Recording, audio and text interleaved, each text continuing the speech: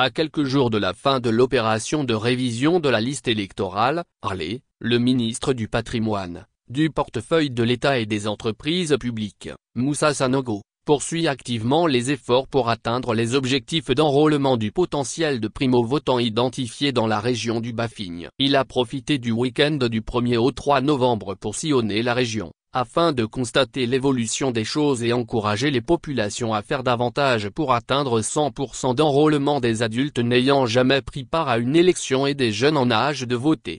Pendant ces 3 jours de course contre la montre, le ministre Moussa Sanogo était accompagné d'élus et de cadres de la région, notamment des maires, tous mobilisés pour la réussite de l'opération dans le Bafing. Pour le succès de l'opération, il avait pris des dispositions, de longs mois en arrière, pour faciliter l'établissement des documents exigés pour l'enrôlement, notamment à travers l'achat de timbres et la mise en place d'une organisation pour encadrer les personnes dans le besoin. Le dispositif fonctionne bien et plusieurs dizaines de certificats de nationalité ont pu être distribués à des requérants par ses soins à Koro, Santa et Waninou.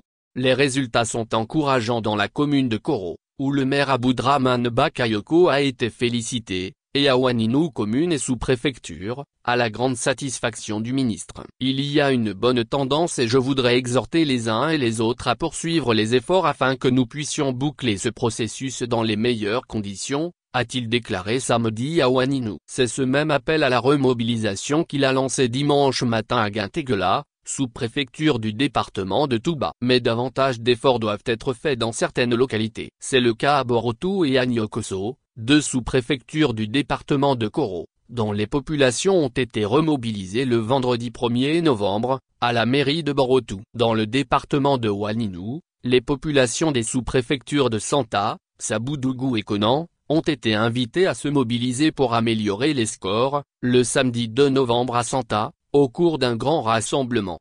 À chaque étape, le ministre Moussa Sanogo a expliqué combien il est important pour les populations d'exercer leurs devoirs citoyens, c'est-à-dire voter, lors de la présidentielle de 2025. Pour le RHDP et pour notre région le Bafing, ces élections sont encore plus importantes parce que nous savons d'où nous venons. Des châteaux d'eau, des écoles et des routes ont été construits, le nombre de centres de santé où les populations peuvent aller se soigner a augmenté, etc. a souligné le membre du gouvernement. Il est donc important pour les populations, soutient-il, de se montrer reconnaissantes envers le président de la République, Alassane Ouattara, sous le magistère de qui tant de projets ont été réalisés dans la région.